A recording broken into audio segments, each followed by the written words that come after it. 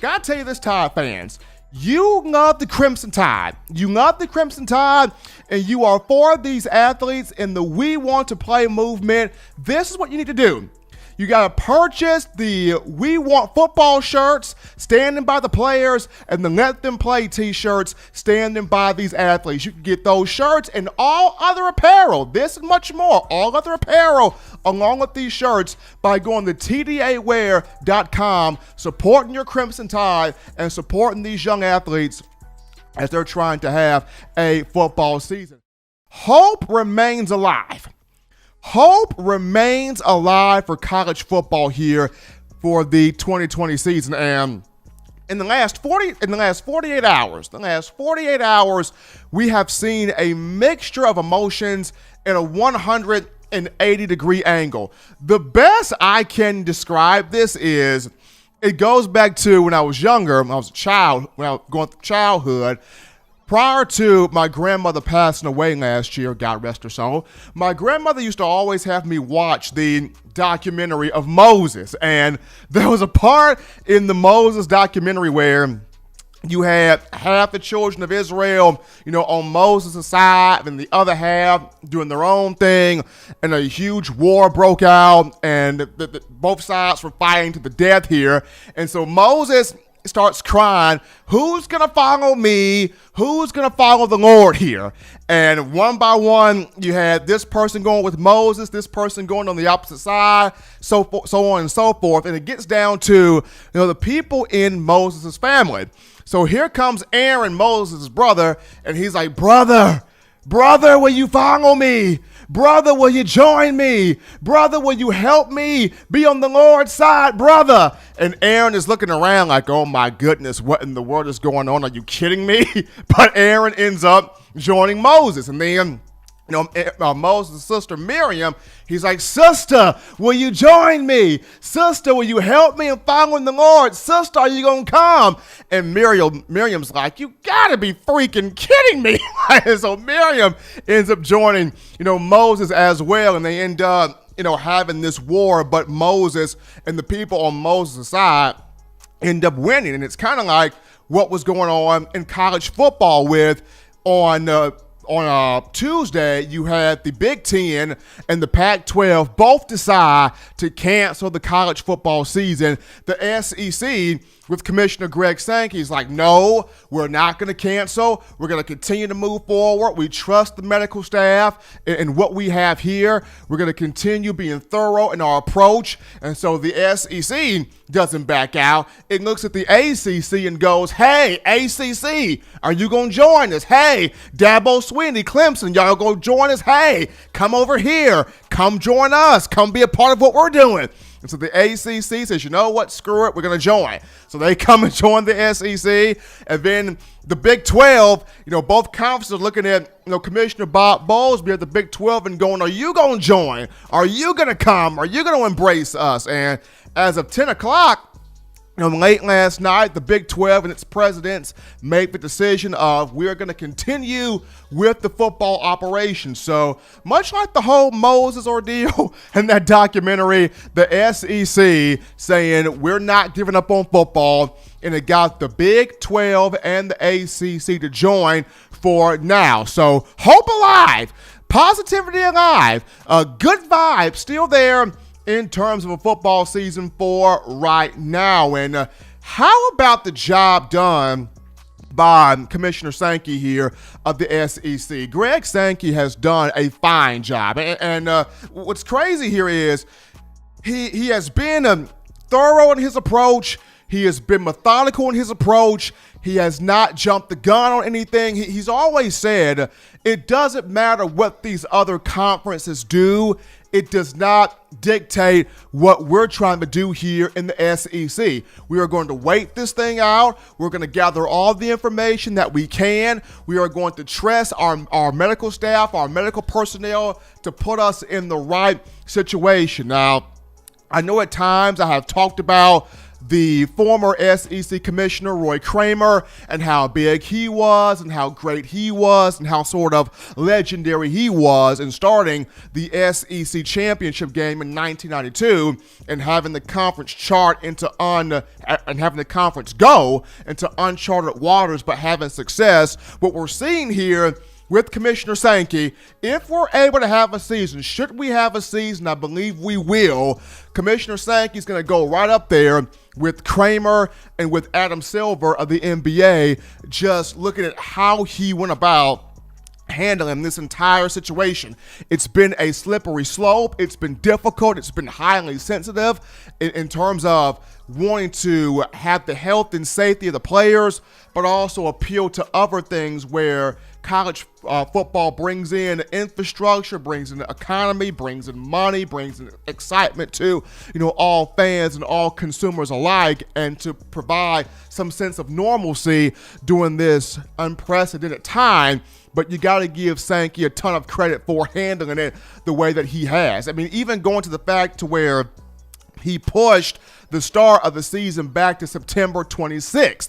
You had the Pac-12 that initially wanted the conference-only schedule, the 10-game conference-only schedule. I remember Clay Helton, the coach of USC, the Trojans, he was the advocate for that. Unfortunately, right after it sprung for the 10-game conference-only schedule, later on the Pac-12 has decided to cancel, its part of the college football season. And then you had the Big Ten that jumped out there, and it wanted to start its season on August 29th, which was week 0 of college football, or September 5th of the Labor Day weekend. Unfortunately for Commissioner Warren, Kevin Warren, that's not happening for the Big Ten as it's canceled its season. So got to give a lot of credit here to Commissioner Sankey for really handling this the right way and taking his methodical approach. Along with that, having that trust for the medical advisory group, the SEC medical group. According to Sankey, they spoke on, let's move forward for right now. We have the information, we have the data, we have the testing, we have all the stuff that we need to manage the situation, to try to stay ahead of the game as much as possible. So Sankey trusting the medical advisory group of the SEC as it gave the conference the green light. You even have the likes of David Ballou and Dr. Matt Ray of Alabama basically stating how these medical staffs, these athletic trainers, they have a lot of care, or they care a lot about these athletes. They lose sleep being concerned about making sure the players are not suffering from knee injuries and ankle injuries and shoulder injuries and illnesses, diseases, that they lose sleep trying to make sure these players are on the up and up health-wise. So if they are putting it on themselves to make sure the players stay healthy, they have not let up. They have not slacked off. They don't plan on slacking off. They don't believe in slacking off. Why not trust the team doctors? Why not trust the athletic trainers? Why not trust the medical staff? And just speaking of Ballou and Ray here for just a minute, how about the job that Saban did and the calculation that Saban took to hire both of those two when he did in the month of March? Because if Alabama doesn't make the move to hire both of these guys, both of those, Ballou and Ray would still be at Indiana University, and they would be in limbo, seeing how Big Ten, no season, canceled the season. Ballou and Ray would be at home wondering, what are we gonna do? So just the ability to hire them over from the Big Ten to the SEC, the way that Alabama was able to do that was huge. Seeing how both have been dynamic for the program. And what's also really awesome is just seeing how the players have come together. We have seen players from all walks of life really sort of meet in the middle here. When you look at players that come from high financial backgrounds, financially stable backgrounds, and players that may have not come from those backgrounds, both groups have met in the middle in just wanting, a college football season. Case in point, Trevor Lawrence has been, all over the whole "we want to play" movement, And I remember there were a bunch of NFL draft pundits that spoke on, why is he doing this? What is the purpose of Trevor Lawrence doing this? He's going to be a first-round pick. He's going to be a top 5, top 10 pick, for the NFL. Best quarterback in college football, best quarterback in the sport. He could just opt out and prepare for the 2021 draft. Well, not all of these players are driven by money. Not all of these players are controlled by money. Not all of these players feel like money is the most important thing. You have a lot of these young athletes that play college football for the love of the game. They love being out there with their teammates. They love the camaraderie. They love the passion. They love the competition. For these guys, this could be my last time. This could be my final time on the field with my brothers. This could be the last time I set foot on this platform with my teammates. This could be the last time I'm together in the same room with the guys that I love the most. And just looking at, Trevor Lawrence here in the national championship game against LSU, he saw Ed Ogeron and the Tigers celebrate on the field in the first loss that Lawrence has ever taken, high school or college. So Lawrence wants to have that get back to compete for a national championship and try for a title. The big thing here moving forward is that once the students get back on campus, how will each medical staff at different programs be able to manage the curve, keep the curve flat, keep the curve low? You may have a couple of positive tests here or there, but how will these medical departments be able to keep everything under control, keep everything under wraps? That will determine how quickly and how effectively we can have this season here. But the good news is SEC, ACC, Big 12, they're moving forward with college football. We take our first break here on the show. Don't touch that dial, just getting started. Upon our return, we tackle your questions, your thoughts, your tweets, your texts, your concerns after this.